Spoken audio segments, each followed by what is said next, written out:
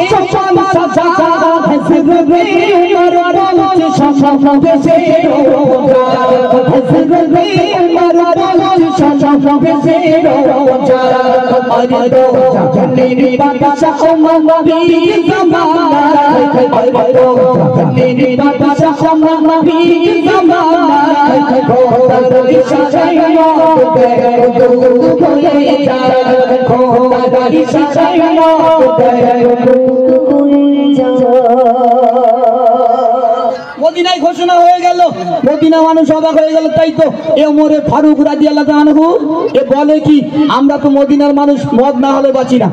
কি হবে এমত অবস্থায় একটা যুবক, আল্লাহ সাক্ষী, একটা যুবক কি করলো, এক বোতল মদ নিল আর একটা চাদর নিল, এক ডোক করে মদ খায়, এক ডোক করে মদ খায়, আর মদের বোতলটা চাদরের ভিতরে রেখে দেয়। কাউকে দেখতে পাই না, কাউকে দেখতে দেয় না। মদ করে হেঁটে হেঁটে যাচ্ছে একই রাস্তায়, গুটি গুটি পায়ে ওমরে ফারুক রাদিয়াল্লাহু তাআলা আনহু মদ করে দিকে এগিয়ে আসছে। তখন মদ করে দেখতে পেয়ে বলছে, আল্লাহ আল্লাহ, এ তো ওমরে ফারুক, এর কাছে লঙ্গা তরবারি থাকে। ঘোষণা দিয়ে দিল যে মদ খাবে সেও শাস্তি পাবে, যে মদ বিক্রি করবে সেও শাস্তি পাবে। আমি ওমরে ফারুকের কথা অমান্য করেছি, ওমরের কাছে যে লঙ্গা তরবারি, এক কোপ মেরে দিলে আমার মদ খাওয়া একেবারে মিটে যাবে। তখন মদ করে আল্লাহর কাছে হাত তুলে কাঁদছে, আর কি বলছে?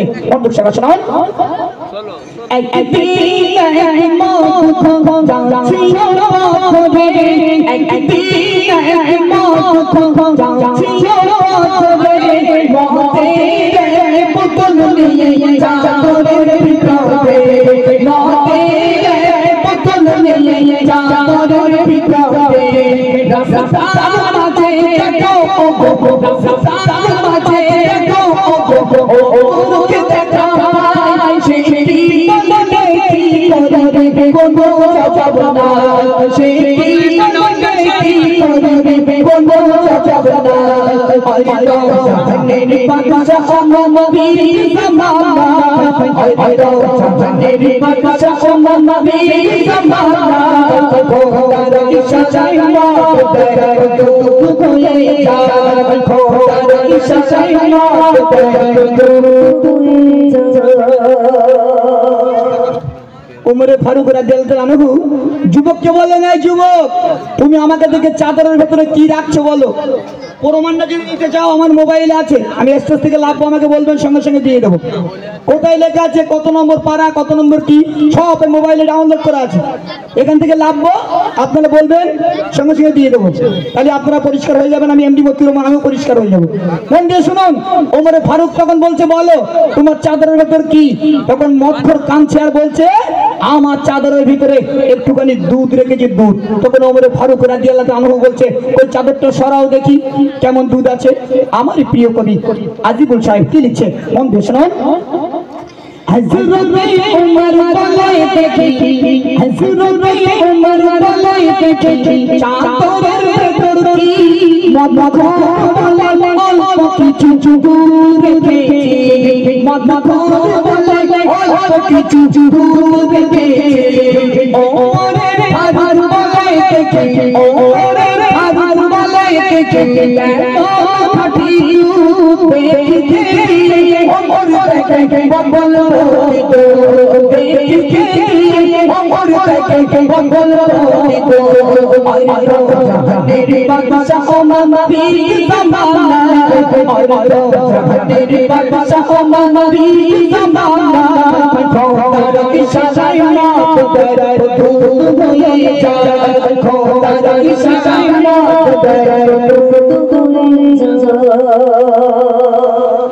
ওমরে ফারুক যে চাদরটা সরিয়ে দিলেন, ওমরে ফারুক দু নয়নে দেখতে পেলেন আমার আল্লাহ পাক আল্লাহ তাআলা সেই মদের বোতলটাকে সঙ্গে সঙ্গে দুধে পরিণত করে দিল।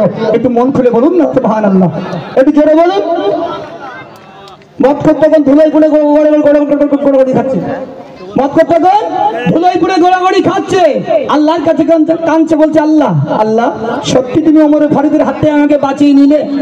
তখন মদখোর আল্লাহর কাছে জবান দিয়ে দিল, আল্লাহ ওমরে ফারুকের হাত থেকে বাঁচিয়ে নিয়েছো, আমি মদখোর আপনার কাছে জবান দিয়ে দিলাম যতদিন হায়াতে জিন্দেগিতে রাখবেন আজ থেকে কোনোদিন আমি মদের গ্লাস স্পর্শ করব না।